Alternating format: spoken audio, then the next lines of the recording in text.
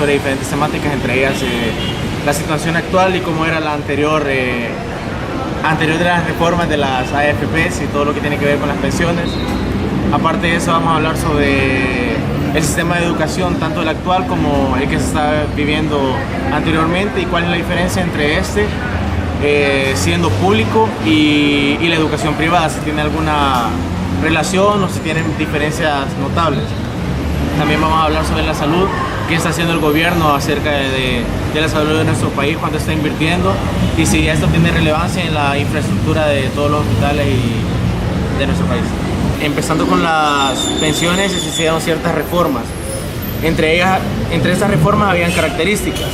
Principalmente era en las pensiones anteriores, tenían que laborar como mínimo 15 años las personas para poder recibir pensiones y tenían que tener una edad entre los 55 y los 60 años. También a la gente se le descontaba 1% de su salario que tenía en ese momento, y todo eso iba para las pensiones.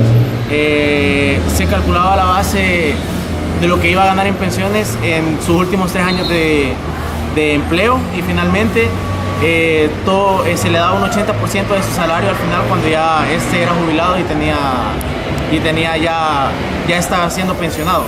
Existieron algunas reformas, las cuales cambiaron estas características o requisitos para personas que querían ser pensionadas.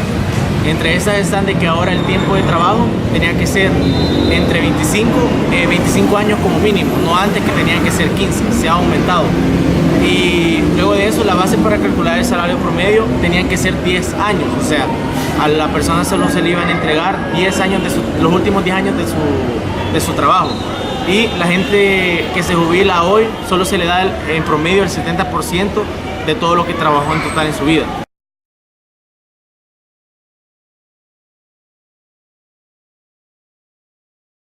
Con nuestra pequeña entrevista y queriendo saber más sobre el sistema de salud de nuestro país, primeramente quisiera que nos dijera cuál es su nombre y su función en el colegio.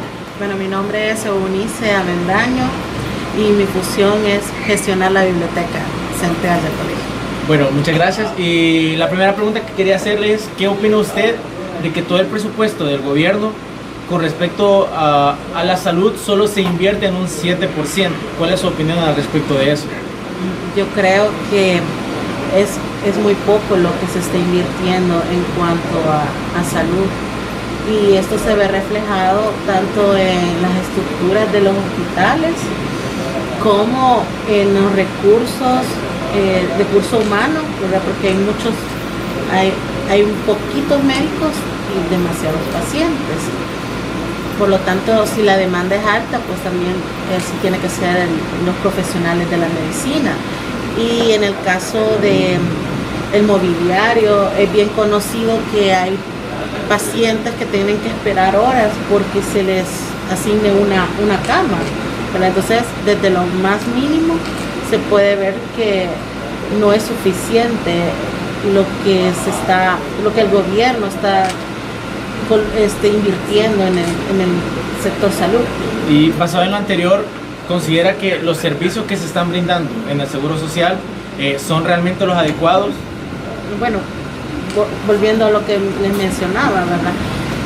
En el caso de los medicamentos, se hizo, tengo entendido, estaba leyendo que se hizo un cambio de los medicamentos que se estaban trayendo de otros países. Entonces, esto ha causado que muchos de estos medicamentos sean de otro tipo. Entonces, las personas cuando vienen a tomar estos medicamentos, las reacciones son diferentes. Entonces, han habido muchos pacientes con cuadros, por ejemplo, de esquizofrenia, o incluso las personas que les hacen diálisis, todos ellos les han cambiado los medicamentos que son mensuales, que son constantes. Se les medican otras cosas. Sí, entonces son de menos calidad, y es por eso que los pacientes, en vez de mejorar, pues están complicándose más su salud. Bueno, muchas gracias por su atención y por el tiempo que nos ha dedicado. Gracias a ustedes. Reformas al sistema de salud. El aumento de la cobertura y el acceso, así como la búsqueda de la equidad nacional, son los pilares fundamentales para las propuestas de salud en nuestro país. Esto fue propuesto por el expresidente Elías Antonio Saca por la Comisión Nacional de Seguimiento y entregada al presidente antes mencionado. Este sistema estaría formado por instancias públicas relacionadas con salud, en las universidades, prestadores privados de servicios de salud y varias organizaciones. Delegar crear el Sistema Nacional de Salud a través de una ley, también implementar políticas de prevención e intervención, tendencias de preservar, mantener y recuperar la salud de las personas, familias, etc. También contener todo lo relativo a la descentralización, la organización, el sistema de áreas sanitarias, el financiamiento del sistema y los mecanismos a los proveedores. Continuando con las entrevistas que tenemos acerca del sistema de pensiones en el país, antes de empezar quisiera preguntarle cuál es su nombre y su función dentro del colegio. Christopher Cotto, y soy el encargado de la parte de tecnología. Tomando en cuenta el tema de las pensiones, primero quisiera preguntarle si usted tiene algún conocimiento de qué es las AFP. Sí, parte del sistema de pensiones del país, ¿no? Siguiente pregunta sería si conoce en exactitud cuál es ese sistema de pensiones, si tiene alguna idea de en qué trata y cómo funciona. Sí, bueno, hace un par de años atrás hubo una reforma en la cual entraron las AFPs, que son las que empezaron a gestionar el tema de descuentos para pensiones de los empleados, ¿no? Y quisiera saber su opinión de que a usted le descuenten el 15% de su salario y ese va destinado a las pensiones. Bueno, como recién me lo comentás, ahora es el 15% que se descuenta, ¿no? Bueno, eso creería yo que es parte de el trabajo elaborado como un incentivo a la hora que te jubiles, ¿no? Es parte de ¿cómo se llama? Tus fondos, ¿no? Es parte de tu patrimonio, lo que te van a dar al final de tu etapa laboral, ¿no? Entonces eso. Y finalmente, usted tiene la seguridad de que al jubilarse se le va a recibir la pensión justa como lo ha estado pagando anteriormente. Bueno, ahí es un tema bien complicado, más por tema de país.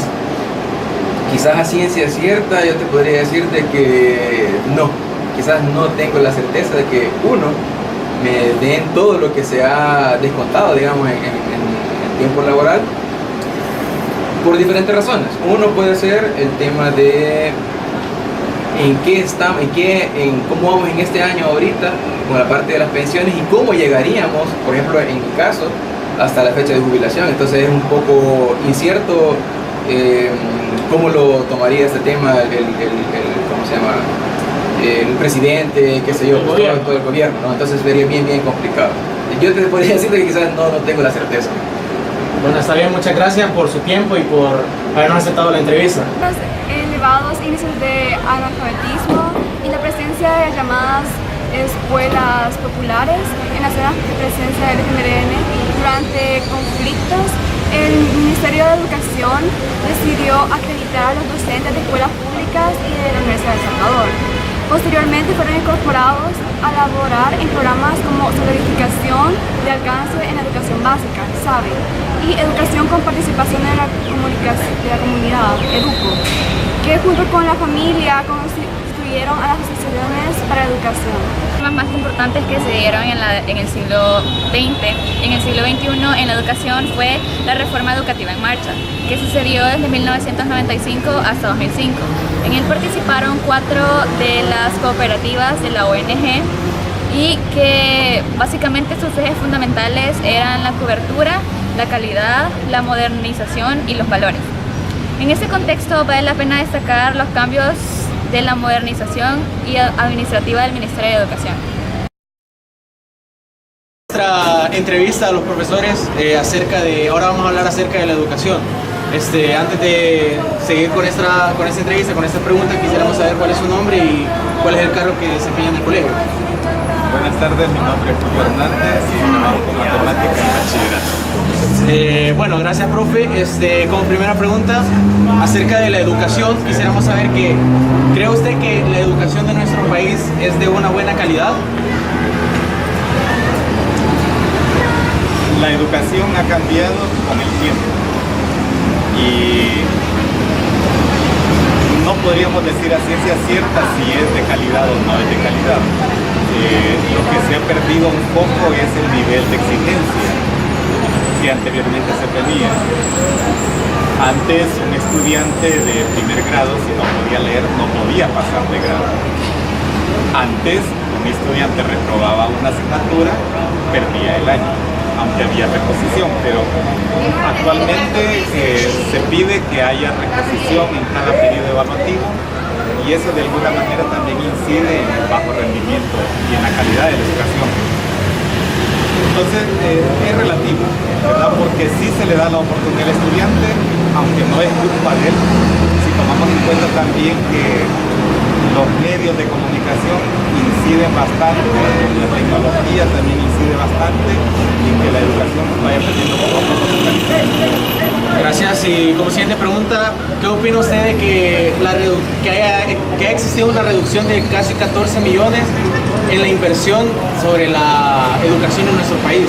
Y si cree usted de que el gobierno aparenta no estar interesado por invertir en la educación del país.